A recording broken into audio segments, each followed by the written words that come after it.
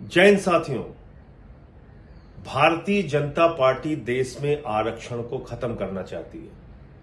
पूरे लोकसभा के चुनाव के दौरान हम लोगों ने एक एक रैलियों में, सभाओं में देश की जनता को जागरूक किया और यही कारण था कि बीजेपी 240 पे रुक गई। 400 तो छोड़िए, अगर 300 भी आ जाता तो आज भारत का संविधान खत्म करने की प्रक्रिया शुरू हो जाती, आरक्षण खत्म करने की प्रक्रिया पूरी तरीके से शुरू हो जाती। आपने इनको 240 पर रोका, लेकिन बीजेपी अपनी हरकतों से बाज नहीं आ रही। इनका एकमात्र मकसद है आरक्षण को खत्म करना। सफाई कर्मियों का आरक्षण आउटसोर्सिंग करके खत्म कर दिया। सिक्योरिटी गार्ड्स की नौकरी अलग अलग जगहों पे आउटसोर्स करके सरकारी जो नौकरियां मिलती थी खत्म कर दिया। चपरासी की नौकरी, क्लास 3 की नौकरी, क्लास 4 की नौकरी सरकारी विभागों में आउटसोर्सिंग के नाम पे खत्म कर दिया। एक सबसे बड़ी नौकरी थी जिसमें दलितों की, पिछड़ों की, आदिवासियों की भागीदारी होती थी, उसमें आरक्षण खत्म कर दिया।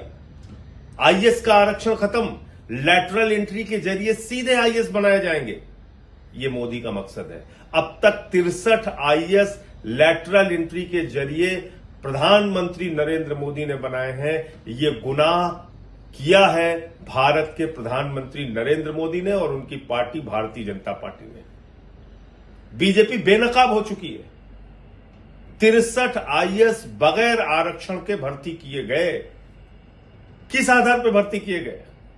अभी 45 आईएएस की भर्ती और करने के लिए, लैटरल एंट्री के जरिए करने के लिए, पिछले दरवाजे से करने के लिए इन्होंने विज्ञापन निकाला। किस आधार पर आपने निकाला? आप बाबा साहब के संविधान को नहीं मानते? आप भारत की आरक्षण व्यवस्था को नहीं मानते? आप देश में आरक्षण को खत्म करना चाहते हैं? दलितों, पिछड़ों, आदिवासियों, अल्पसंख्यकों का हक छीनना चाहते हैं? तो इसलिए जरूरी है जागना, देश को जगाना।